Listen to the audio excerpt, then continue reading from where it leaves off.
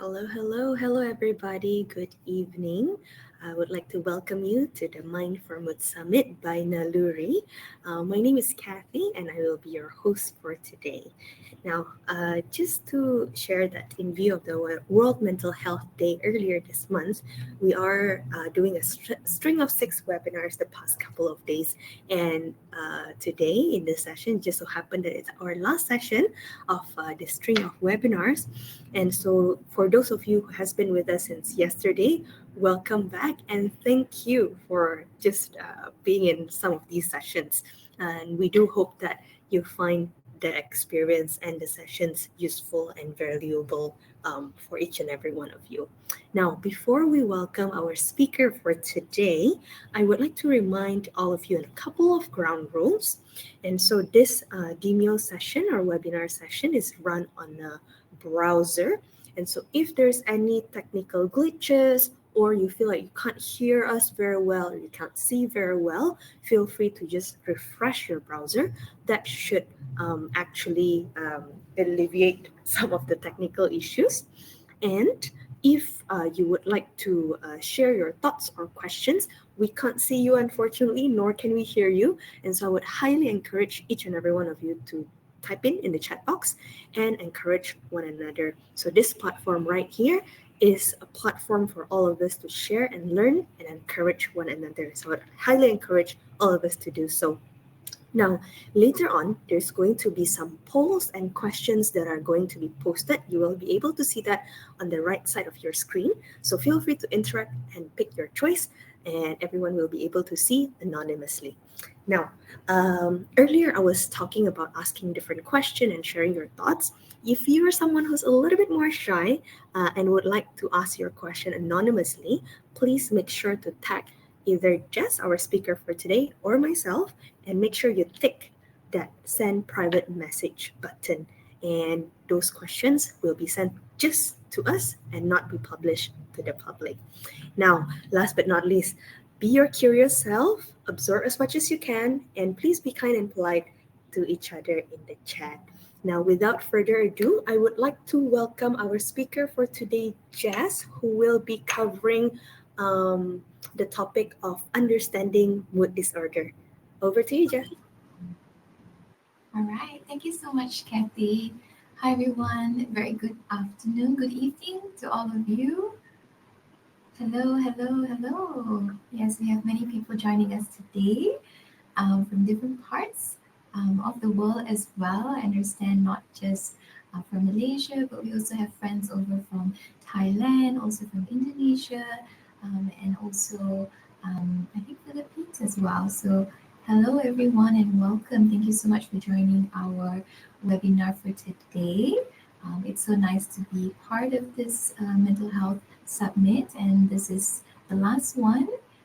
As Kathy has mentioned, we're going to be talking about mood disorders, right? So it's really great to have you all. I think we've got about 85 people on this call, and I think the number is increasing. So let's just welcome the new ones that have joined us as well, in case you've missed out some of the information that was shared earlier.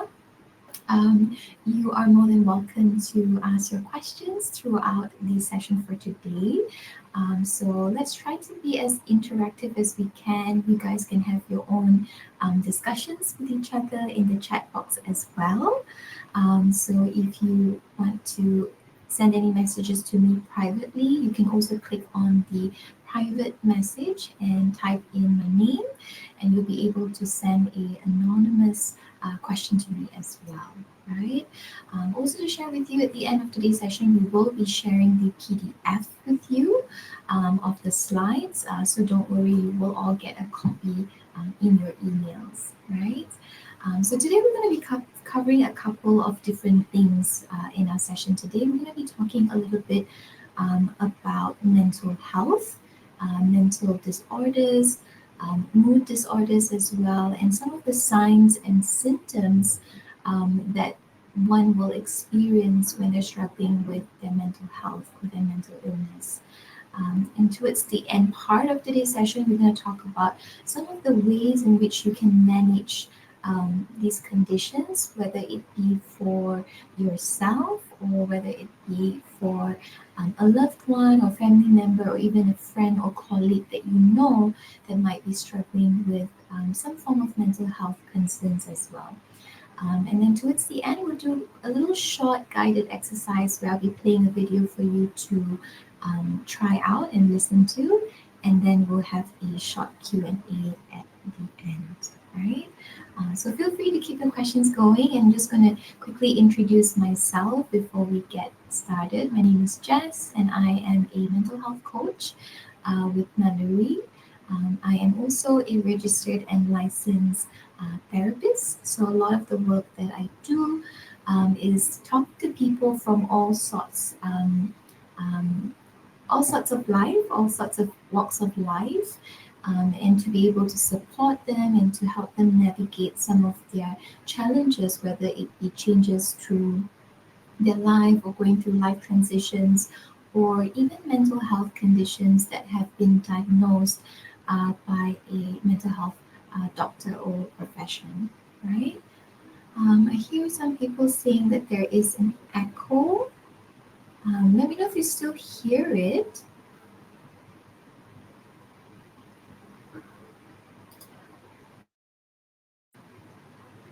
Okay, hopefully it gets a little better. All right. So moving along, as I mentioned, I have a master's in counseling, but my background was in physiotherapy. So a lot of the work that I have been doing was also working with physically ill patients as well, right? So not just mentally ill, but also physically ill as well. And we see a lot of correlation between the mental health as well as the physical health as well.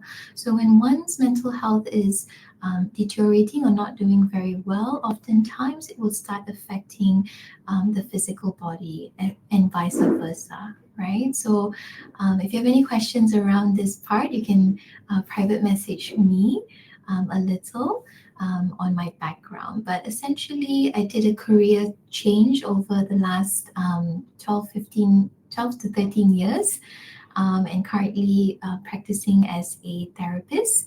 And I have my own practice right now, and a lot of the work I do with my clients are around trauma-focused therapy, whether it be childhood trauma or trauma even through physical trauma or transitions in life as well that has led to some form of trauma, as well as marriage and couples therapy as well.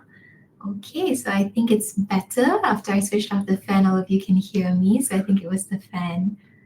All right, so let's get started. We're going to put out some polls and I'm going to ask you some questions before we begin. And just to kind of gauge to see how much do you all know about mood disorders or mental health disorders. So I'll just get Kathy to put up the first question and you'll be able to see the poll on your right hand side of the screen and you'll be able to also vote for the answers as well. So just take a moment.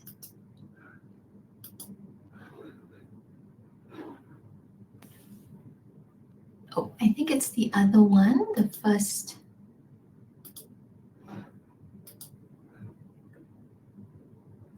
one, which of the following is the most common mood disorder?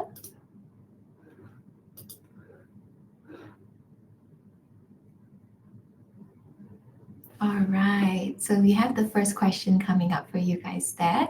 Which of the following do you think is the most common mood disorder? So you have four options. You see major depressive disorder, you see bipolar disorder, you see dysthymia, and cyclothymia as well. What do you guys think is the most common mood disorder? So you get to vote. Don't worry, you remain anonymous. So feel free to just click on the options that you see on the right of your screen. Okay, so we've got about 67% of you that have answered major depressive disorder, right? And that is correct, right? That's the correct answer. So we do see the number of depression cases going up every year. And we'll kind of talk about that in more depth, in today's session as well, right? Now we go on to the next question.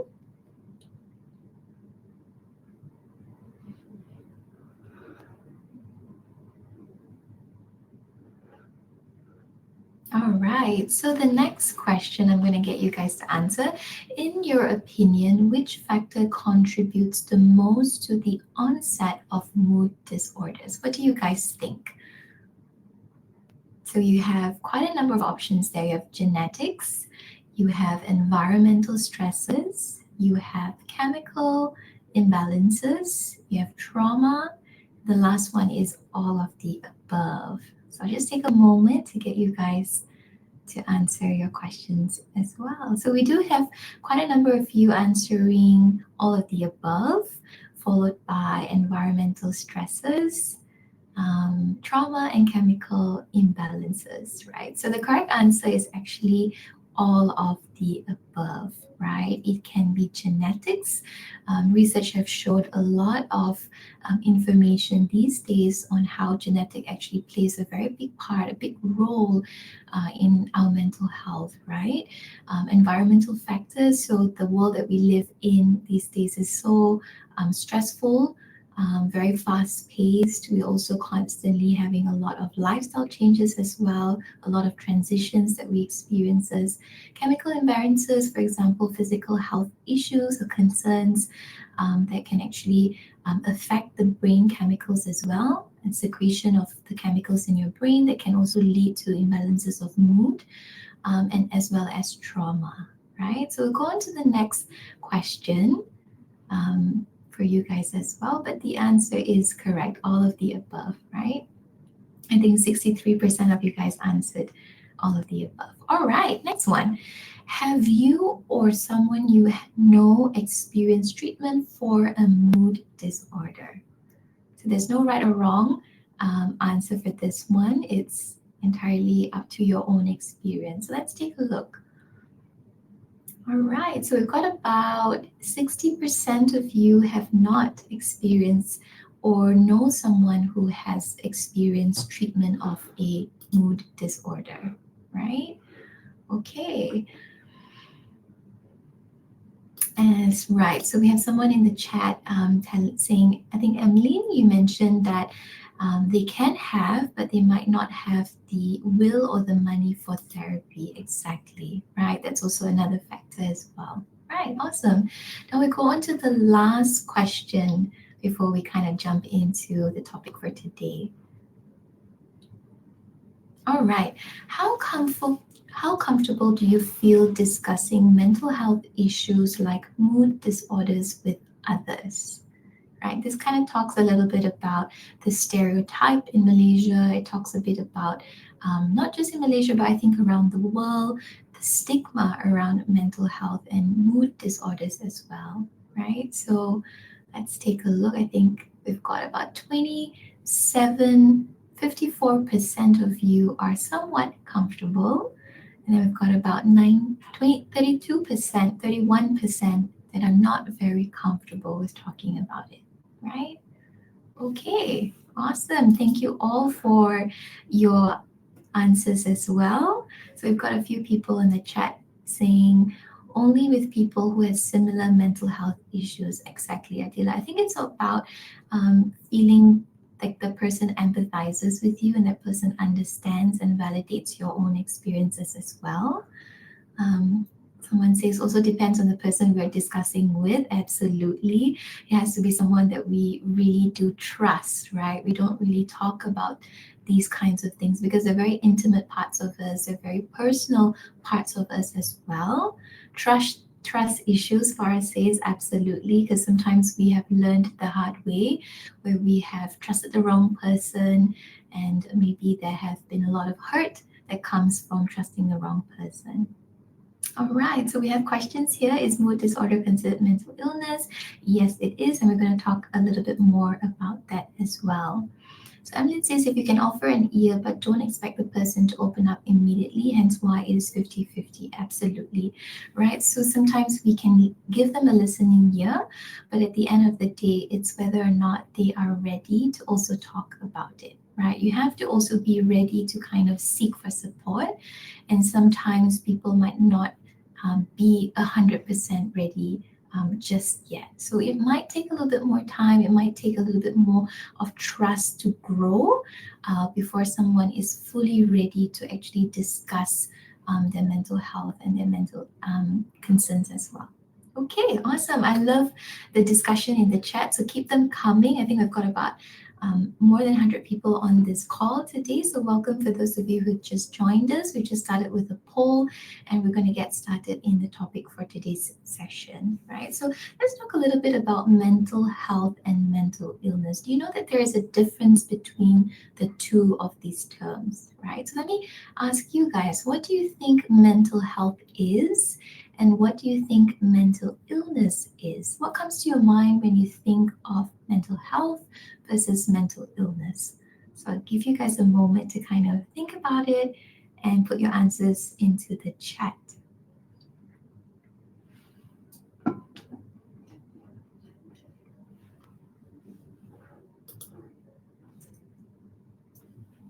Okay, so we'll talk a little bit about mental health, right? So the World Health Organization describes mental health as a state of well-being, right? Is when you're able to cope with the stresses of life, right? You're able to realize your own capacity, your own ability. You're also able to learn and work well, and as well as contribute to your community or your society, whether it be at work, whether it be at home, or even your family as well, right? So I think it's important for us to understand that our mental health is basic human right, and it's a very crucial part of who we are. It's a very crucial part of our personal development, our community, and our socio-economic development as well. And I think a lot of times when we talk about mental health, we have to understand that it is not linear, right? Oftentimes when we talk about mental health, there's an expectation for us to be, optimum all the time, and that we have to have a clean bill of, mental health, right? It has to be 100%, or we have to be, feeling good all the time. But that's not the case. In reality, all of us experience a lot of setback. All of us experience different changes, different obstacles, different phases that we go through life, where our mental health will be, at a high sometimes, and in some ways it can also, be at a low. So I think it's important for us to kind of set these expectations on what we expect of one's mental health. Now let's talk about mental illness. When we talk about mental illness, it is diagnosable, treatable conditions when there are significant changes in one's cognition, so the ability to think, to process emotions, as well as their behavior, right? Sometimes it can cause a lot of distress or problems in their day-to-day functioning, such as, going to work or engaging in their social circles, or engaging in family activities as well, right? So mental illness takes many different forms. So that's something I want to share with all of you today. There are many severities of mental illnesses, right? You have more milder forms where one is able to interact, they're able to sustain and live a very normal daily life. And then we have more severe cases where someone needs to be, medicated or even hospitalized as well. But very low percentage of people would require hospitalization. Majority of people can actually sustain a job and live a very normal life, even get married, have children, and have a family, as long as they are going for therapy and then maintaining, treatment as well. Right, so mental health issues are treatable. I think it's important to know that these days we have a lot of inventions, a lot of different types of therapy as well, a lot of different types of drugs on the market that also help in treatment, right? It's not just psychotherapy. Nowadays we have hypnotherapy, there is somatic therapy, there is EMDR therapy. There's so many forms of therapy that people can now engage in to get, their mental health issues sorted as well as with medication. So combination of both, right? Okay, now let's go into the topic for today, right? We're going to talk about mood disorders. I'm going to share very briefly and just a disclaimer, this part of the webinar is not for you to diagnose anyone. It's merely very basic, simple information to share with you so that you have the tools to kind of identify whether or not you might be experiencing some mental health issues or even someone that you know, right? So just make sure that whatever you're listening here today, it's not information for you to go and treat someone or to assess someone or to diagnose someone, right?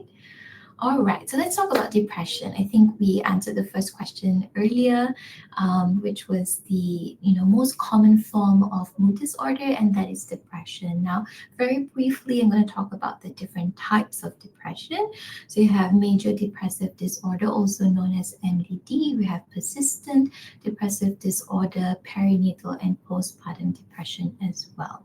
So in simple terms, to be diagnosed and assessed with depression, you would have to have your depressive symptoms for up to 2 weeks consistently, right? In which you are having difficulty to work, to sleep, to study, to eat, to have a very normal functioning lifestyle, right? So it can't be, you felt some of these depressive symptoms for a couple of days and then you felt better and then you're feeling it again. That wouldn't be considered as major depressive disorder. You would have to experience these depressive symptoms consistently for 2 weeks in a row. Right now, persistent depressive disorder is also similar. It's very depressive symptoms that you experience, but less intense, less severe. But you might have experienced it for a longer period of time, so up to maybe 2 years or more. Right? That's how we define persistent depressive disorder. Then we have perinatal and postpartum depression, of course, with the changes that happens to a woman's body due to the hormonal changes. It's not uncommon that someone experiences depression while they are with child or even after delivery. I do see cases as such very often. So if you have experienced some of these symptoms, also known as baby blues, right? Postpartum depression or perinatal depression is also known as baby blues for those of you who have had children. It's not uncommon, but definitely treatable as well because of the changes and fluctuation of hormones in a woman's body, but also just getting used to the fact that now you have a newborn with you. So a lot of changes happening in your life in a short period of time as well. Okay, so these are some of the common signs and symptoms, and just to kind of reassure you that every form of depression will look very different from person to person, right? So there's no sort of set in stone signs and symptoms. They do vary and they do kind of fluctuate from person to person. But generally, what you would see is things like the sense of worthlessness, daily functioning such as sleep concerns or appetite changes, physical ailments as well, because you tend to kind of self-isolate yourself, so you're not really moving your body as much. And that's when you might have a lot of issues with, body pains, fatigue, even gut issues as well, or even bone conditions as well. So it's not uncommon that someone would start experiencing physical changes in their body. As I mentioned at the start of the webinar today, there's a lot of correlation between the physical health as well as the mental health. Loss of interest and motivation, persistent sadness, crying spells, trouble focusing, and suicide ideation. So it's more of this feeling of I would describe it as a gray cloud, right? A gray cloud just over your head, just constantly feeling this sort of mundane kind of feeling, right? This persistent sort of sadness, or some people describe it as a sense of lostness, a sense of emptiness, sort of like a hollow feeling. And suicide ideation doesn't happen for everyone who struggles with depression, right? It depends on the severity of the depression as well. Suicide ideation is thoughts of harming yourself, for those of you who don't know what suicide ideation means. Yeah. All right, let's go on to the next mood disorder, also known as bipolar. Has anyone heard of bipolar before? I think it's quite common. Yeah, it's a widely used term that we see. I think when we're watching movies or when we're watching documentaries, we do see the word or we hear the word bipolar come up quite a bit, right? Yeah, usually the manic end of it. Absolutely. I think when we watch social media, when we watch movies, um, they are most of the time bipolar patients are portrayed as, very severe forms of it, right? So the manic stage is what we often see, right? The impulsivity, right? As Emmeline has shared as well. So there are two types of bipolar. Bipolar one is, elevated moods that would last for less than a week, and the manic episodes, right? So these symptoms will affect your daily functioning because you're in such a heightened state of, the manic episode. It's quite hard to kind of function on a daily day-to-day basis, and most of the time people will partake in some form of risky behaviors, whether it be um, uh, you know drunk driving, or it could be excessive shopping, all sorts of very risky behaviors, or even gambling, things like that are considered as risky behaviors, or engaging in substances or abusing substances as well. Now, bipolar 2, it's pretty much similar as the first one, but with the elevated moods, you only see it last for about 4 days to less than a week. And usually, people with bipolar 2, they're able to actually live and function quite normally, right? So it doesn't affect them to the point where, they can't get up and they can't go to work and they can't do the daily functionings as well, right? The last one is cyclothermia. So it's pretty similar. Basically, the feature is what I would describe it as high and lows. So there's a shift that constantly happens when the moods are elevated and the person is really happy and they're great and they're fine. And then this really huge crash, this really fast crash of emotions where you feel this sinking state of depression and lostness and hopelessness and unworthiness as well, right? So it can affect your ability to function as well. Okay, so these are some of the common signs of bipolar. So the feeling of hypomania, as I mentioned, the manic stage, right? As Emmeline shared as well. Feeling superior, right? You feel better than others. You feel in those manic stages, you feel like you have the ability to do almost everything. You can accomplish anything in the world. Racing thoughts, increased energy, disturbed sleep patterns. So it could be insomnia, inability to fall asleep, inability to maintain sleep, or inability to kind of wake up as well, right? Impulsive behavior, right? So we talked a bit about risky behavior, impulsive behavior. Suddenly, someone goes and just splurges on a new handbag, for example, right? Like, or gambling and putting themselves in debt, right? Of course, it comes most of the time with depression and anxiety as well, right? So that's just something to keep in mind for you guys as well. Now, very quickly, I'm going to touch on anxiety. Anxiety is not a mood disorder, but I've included it in today's session because oftentimes it's coupled with mood disorders such as bipolar or even depression as well. So, the general form of anxiety that we often see is GAD, also known as anxiety, general anxiety disorder. So, it's this feeling of dread, this feeling of worry constantly kind of at the back of your mind, not able to kind of relax, a sense of restlessness. Some people describe it as a motor that never really shuts off or shuts down, right? It's just constantly worrying. It's almost like a sinking feeling that you feel in your chest, in your heart, or sometimes even in your gut or in your tummy as well, right? Sometimes general anxiety disorder also mimics anxiety panic disorder as well. So this is when you have, panic attacks, right? Panic attacks which will come on suddenly out of nowhere, and you feel this intense sense of fear, this intense sense of discomfort, like you're kind of losing control of the situation. And sometimes panic disorders can lead to, you feeling physically quite ill. I've also seen, clients of mine who actually feel like very nauseated. They feel like they can't keep food down, they can't drink, they can't eat, and this feeling of just wanting to kind of, throw up, right? That could also be mimicking panic disorders as well, right? Heard someone said social anxiety disorder doesn't exist once.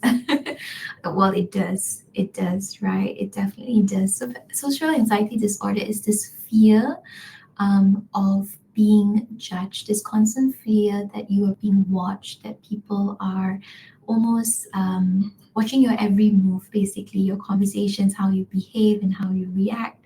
And it's this constant fear of even wanting to go out to be in public, right? So it can be quite isolated for people who struggle with social anxiety disorder because they're not able to kind of have social interaction with people. Sometimes it's even hard to interact with their own family members as well because of this fear of how they're going to be perceived or this fear of how they're going to look or what's going to happen to them if they make a mistake or if they say the wrong thing, right? So it's a sense of nervousness all the time that you're feeling.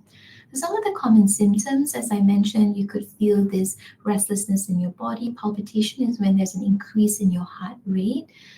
Extreme fatigue. So usually when you experience a panic attack or an anxiety attack, because it's elevated so much of your emotions in the physical body, that once the attack or anxiety attack actually subsides, you feel very, very, very tired, right? It's almost um, some people describe it like it's almost being hit like by a bus in some sense, right? I mentioned a bit about worrying as well, the panic attacks, irrational fears, which is part of social anxiety disorder, difficulty concentrating, breathlessness, and chest heaviness, right? So some of my clients have talked about this inability to kind of take big breaths, right, when they're experiencing severe forms of anxiety or severe forms of panic. It's this inability to breathe or to regulate your breathing. It's almost like you're gasping for air sometimes and you feel like constriction on the chest, and for some people it almost mimics a heart attack, right? So a lot of times people think that, oh, I'm having a heart attack, and then they rush to the hospital, which has happened for some of the cases that I've seen, and it turns out it's actually not anything to do with the heart. It was mainly a panic and anxiety attack that they were experiencing. All right, is it true that anxiety can be caused by what we eat? Example, caused by stomach problems. That's a difficult question. I think it depends on what type of stomach problems. Yes, it's true that some people with high forms of gastritis, right? Because gastritis is also very much connected with our nervous system. So not to go into too much detail or make this a science class, but a lot of the gut issues are usually connected to the nervous system, and the nervous system is basically what we think and what we feel and what we're experiencing. So if our mental health is not in the right place, sometimes we might experience a lot of gut issues and gastric problems as well, right? So yes, it's true that sometimes gastric problems can mimic anxiety because you have the pain or the tightness in the gut, in the stomach, in the chest, and then sometimes maybe even like numbness on the hands as well, right? Yeah, often not. Inside Out 2 depicted anxiety really well. Yes, absolutely. How many of you have actually watched that animation? I think that's a really good show to watch. I've watched number 2, but I've not watched number 1 yet. But yes, definitely. I think anxiety was really well played, right, Emmeline shares. Can we feel anxiety even while being alone and not in a stressful event? Absolutely, yes, absolutely, Farah. So that would be a panic attack, right? So an anxiety attack is when you are aware of what is worrying you. There's a certain problem or circumstance that you're facing right now, and all of that worry is coming from that experience, so you know what's happening to your body. A panic attack would come suddenly out of nowhere, right? You might be maybe reading a book, you might be, having a nap, you might be talking to someone, and out of nowhere you start experiencing symptoms of anxiety. That would be also known as a panic attack, right? So you might be alone, you might not be engaging in any stressful activity, but it triggers the symptoms of anxiety, right? So that's the difference between the both. Okay. Someone says, I have anxiety when I think about my finances. Absolutely. Right. And I think at the end of the month, once we get our salary in, the anxiety is then like, whew, it's reduced and we feel a lot more calm. But towards the, mid of the month is when I think the anxiety can go up as well. Is numbness part of mood disorder? It depends what type of numbness, like physical body numbness, numbness in the fingers, the arms, the legs, the hands, or numbness in terms of the emotional, experience, meaning to say you don't feel like you feel a lot of emotions anymore. You kind of feel like you've checked out of what you're experiencing and what you're feeling. You don't feel like engaging as well. If it's the second one, then it's part of symptoms of depression, which is falls under mood disorder, right? What would be the cause for the panic attacks and what should we do to help you? So I'm going to share with you a technique later, a grounding technique, which you can try, Farah.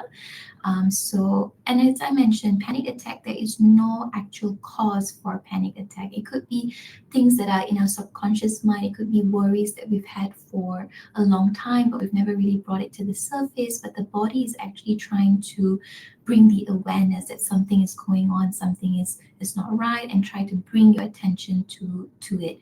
So anxiety is when you feel a threat, the body feels a threat, and it's the body's way of saying, I don't know what to do with this threat. This is really scary. Should I flight? Should I fight?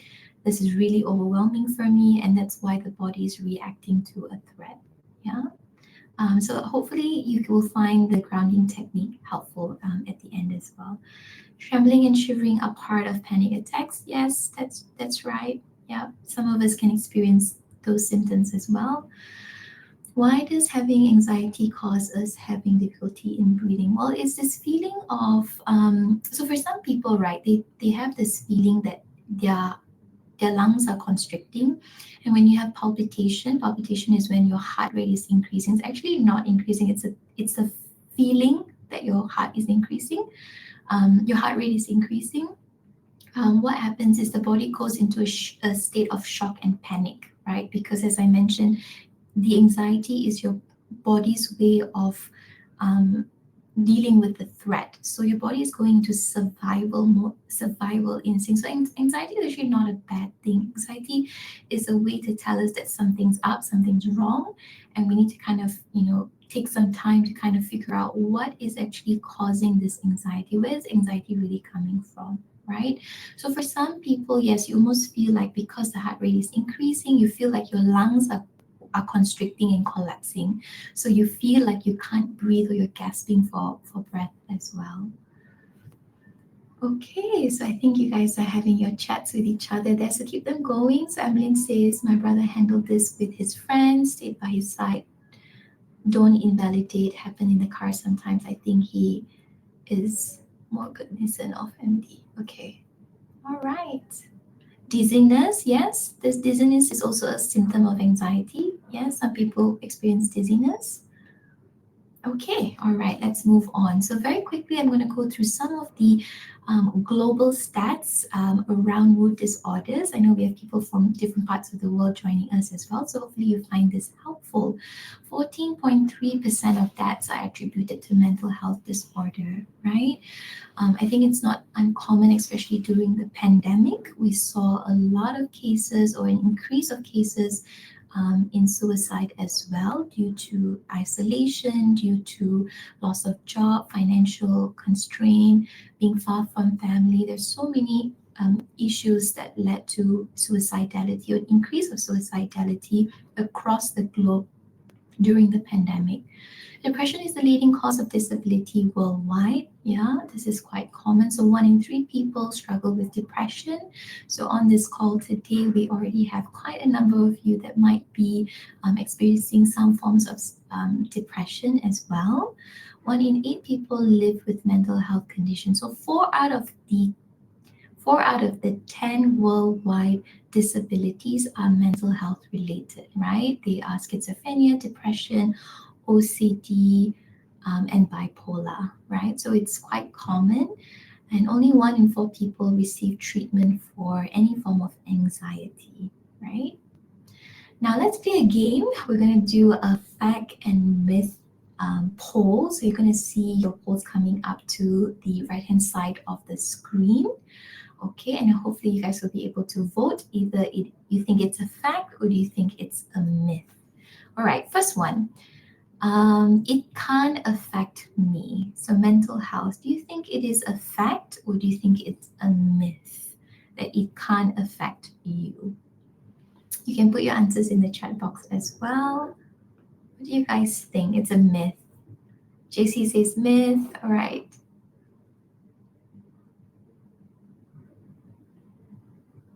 Yes, absolutely. So I think all of you are saying it's a myth. Absolutely correct, right? Because mental health can affect mental illness, sorry, can affect anyone, right? There is no, there isn't any one that can be spared from mental illness if we don't take good care of ourselves.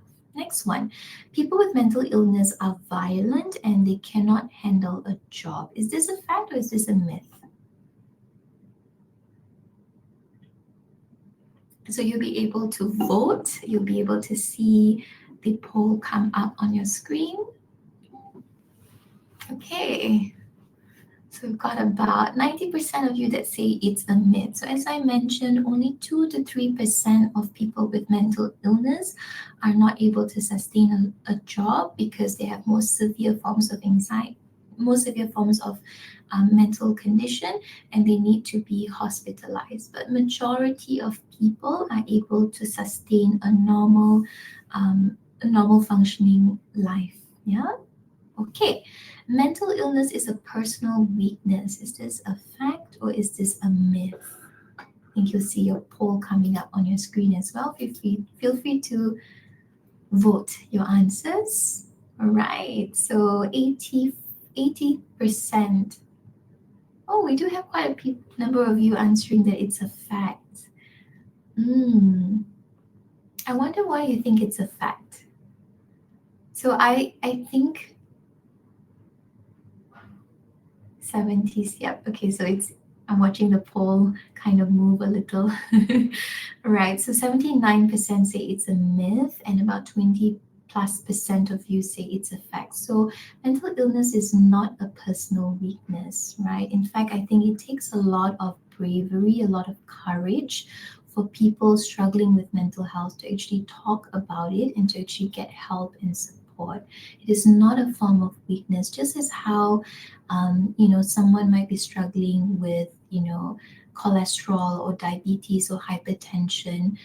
We don't see that person as less than a person if they have, those conditions. In fact, you go to a doctor, you get yourself treated, you get on medication, you make lifestyle changes, you exercise more and you eat right, right?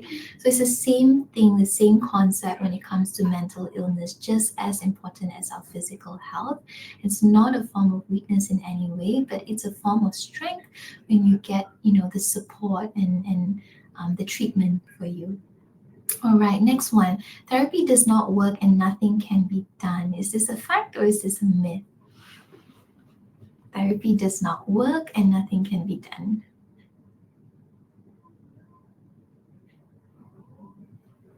Okay. Okay, I'm glad. I'm really happy with this answer. I'm so glad a majority of you believe in therapy or some form of treatment, right? So 95% of you say that therapy feel that actually therapy does work and that there can be treatment out of this, right? There is a way out. It's not doom, gloom, and you're stuck with this for the rest of your life. I've seen a lot of recovery from my practice as well, just seeing patients, clients recover fully and able to live a normal life, with I mean, it's a lot of work to maintain going in for therapy and working on yourself, and a lot of people struggle to do that because it takes a lot of time and effort. But if you really want to, you can. Yeah. All right. Thanks so much for engaging in the polls, everyone. I think we had a good interactive session there. Okay, let's go on to ways or what you can do if you feel like you might be experiencing some of these disorders that we talked about, right? So, therapy, the first one is what I mentioned earlier. So, speak to a mental health profession. Of course, speaking to your friends or your family or your loved ones is great. But however, they are not skilled to actually help you navigate those challenges. They're not skilled, they're not the professions to kind of help you maneuver some of the issues that you're facing. And a lot of times when we go to our social support, they might be giving us biased answers, right? Or biased feedback. Right. So when you go to a mental health professional, it's very neutral because this person doesn't know you, you don't know them. They're merely holding space for you to actually talk about and process and journey with you through your mental health concerns, right? Medication, I think there's a lot of stereotype around medication, especially in Southeast Asia, because the minute you take medication, you're considered crazy, right? You're considered as someone that can't keep a job or can't maintain a normal life. But medication combined with psychotherapy is very helpful because it's a multidisciplinary kind of uh, you know, treatment plan. So you're working with a psychotherapist, a counselor, or a psychologist, and you're also working with a doctor along to kind of prescribe you medication and to kind of work through the dosage that works for you. And medication sometimes is only necessary for just the early stages of when you are having a lot of this heightened experience. And once you're stabilized, you can actually wean off the medication. So it's not lifelong and you're not stuck with it for the rest of your life. Yeah. Lifestyle changes, so engaging in self-care activities and making sure that you have a sense of support, a social support, and routine. I think routine is also very important, whether it's, a walk in the park, whether it's, going to the gym, whether it's gardening on the weekends, whether it's playing golf. I think having routine is also very important as well. Now, how can you help someone with mental health illness, right? So, we want to talk about reducing stigma and stereotype, especially in the Southeast Asian community. I think a lot of our parents don't really support or believe in this kind of in this topic when it comes to mental health because they were not exposed to it and they sort of had to push through and survive through. And, there was not a lot of education around mental health, right? So I think there's a lot of stigma that still is around that we still experience. So learn about mental health just as all of you are here on this call. We've got about 124 of you. This is a really great way for you to increase your knowledge about mental health, to talk to the professions such as us as well, to gain more understanding, to learn in depth about what mental health is all about. Right, you want to also assess your own beliefs, right? So what are your beliefs around mental health? If you're not someone that believes in mental health, it's very hard for you to kind of talk about it to other people. It's hard for you to even support a family member or even support your team around it because you have pre-existing biases or assumptions around mental health. So it's important for you to look into your heart and also check in what do you believe about mental health. Self-disclosure, so if you have experienced mental health concerns and you would like to share your own experiences with people, I think that's a really great way to reduce stigma. And if you notice, I put when necessary in brackets. So not all the time is self-disclosing the best thing to do, right? You have to think of the right time and when to share your own story, because sometimes it can invalidate other people's experience, and sometimes it can become like a competition, right? And it can cause more stress on the other person, because they might feel like, oh, you've done this and this, and so I should also try this and this, and it might work for me. But as I mentioned, every mental health condition is different. Compassion, empathy, and reduced judgment and state and shame as well. So the way we talk, the language that we speak, we don't want to use words like that person's crazy, that person needs to be sent to a mental institution, that person needs to be hospitalized, because that is not compassionate, that's not validating. In fact, it's a statement of judgment, right? Encourage equality. So we talked a bit about physical health and mental health. Why do we place so much of attention to our physical health, and we don't do enough when it comes to our mental health, right? So we I think at the end of the year, which is now the last quarter, most of us will be doing our yearly checkups, our insurance, and all of those claims and things like that. I think it would be good to also think about, some ways that you can kind of have conversations about your mental health as well, and not just your physical health. Yeah.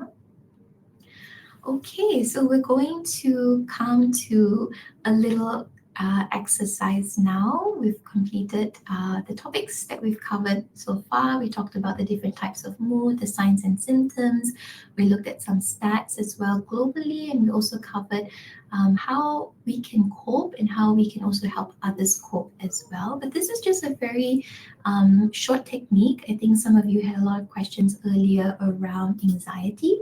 So I found this to be very helpful. It's called grounding technique, where you're going to be using your five senses, your sense of sight, taste, smell, touch, and hearing. So when you're experiencing any symptoms of distress, I think you can try giving this a go. Or if you know someone who's experiencing distress, you can also share this technique with them. So it's just a short video. I'm gonna get off the stage for a while, and I'm gonna get you to kind of listen to the video, and then there will be a bit of a pause for you to actually try this technique out on your own as well, right? So I'll pass it over to Kathy to play the video for us. Thank you. You can do it sitting, standing, or laying down. Counting down from 5, you make an effort to notice details about these things. This is how to do it. Start by breathing deeply in through your nose and out through your mouth.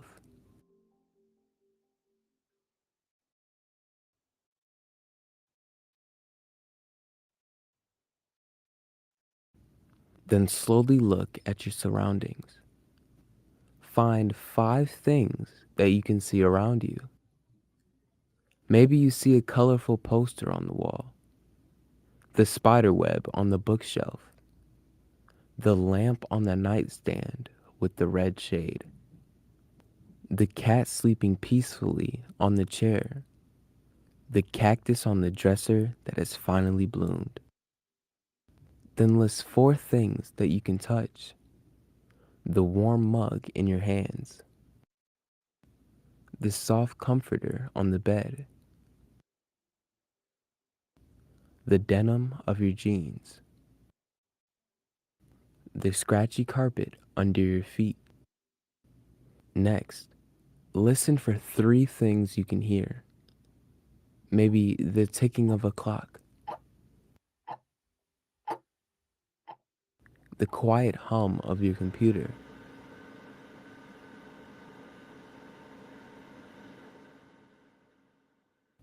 the sound of traffic from outside.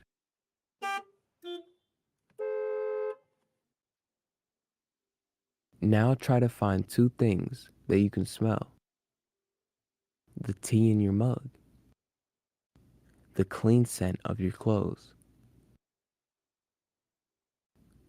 Finally, list 1 emotion that you feel. This is a way to ground yourself so you can feel present in the moment and in control of your surroundings. Now you try.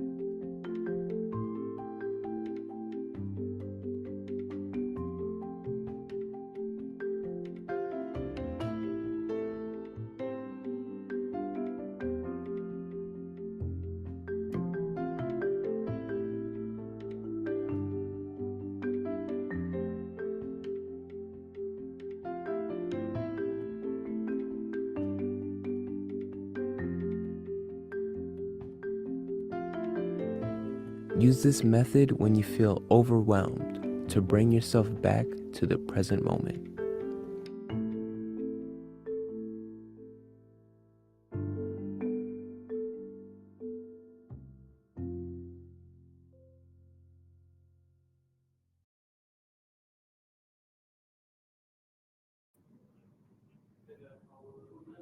All right. Just gonna get the slides back up. Thank you so much, Kathy. I hope you guys found that helpful. So it's also known as the 5-4-3-2-1 grounding technique. And a lot of times when we experience symptoms of anxiety, it's because we are functioning from an autopilot perspective. So it's very important to kind of ground ourselves, and grounding ourselves with our five senses is a really great way to kind of come back from that autopilot kind of experience as well. Because we do live in a fast paced world, we're constantly on the go and we have many things going on. I think sometimes we don't even remember how we got from home to the office because we're functioning in this autopilot kind of space.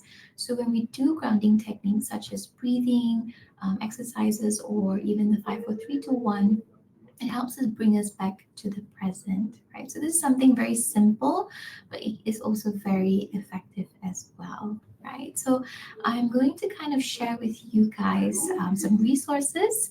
You'll also see popping up on your left hand side a feedback form. So I'm going to get you guys to just take a moment. It's very quick to quickly just click on the feedback form and help us give us some feedback on the sessions that we've had and even the session that we conducted today as well, right?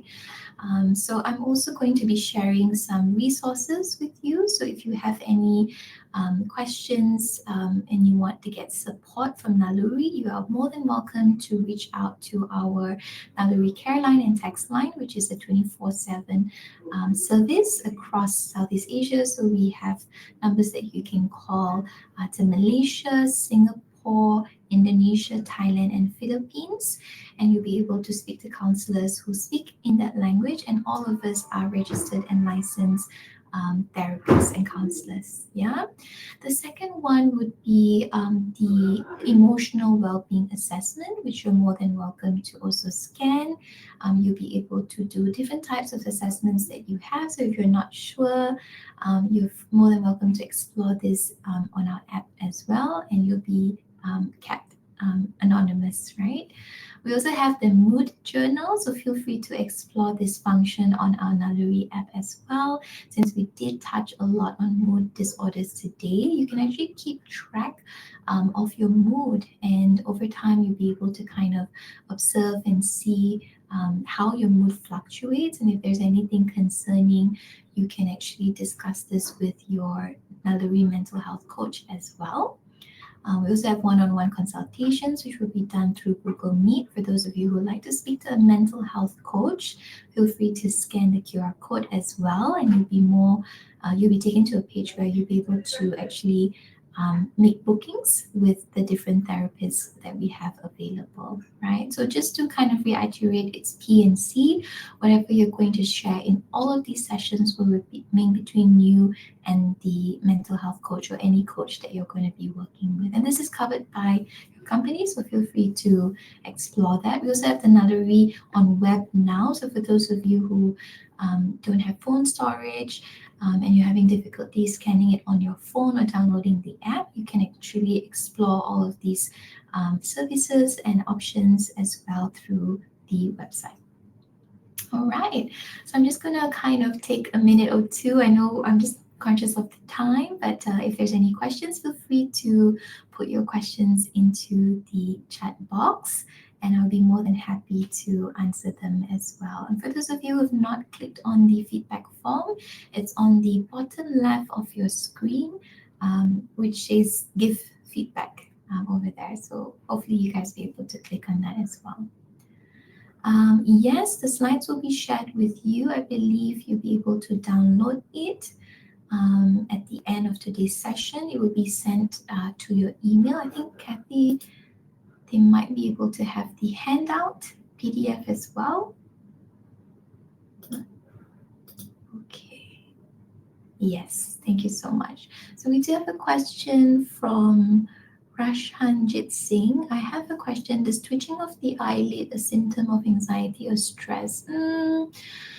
Depends on how long you've had it for. It could be a symptom of stress, but it could be also a lot of strain on the eye with the nature of the job. I'm not sure if you're someone that faces the computer a lot. Are you facing the screen a lot? That could also be twitching, but I don't think it's a symptom of anxiety. It could be a symptom of stress. Yes. Since yesterday. Okay. Is it both or just one?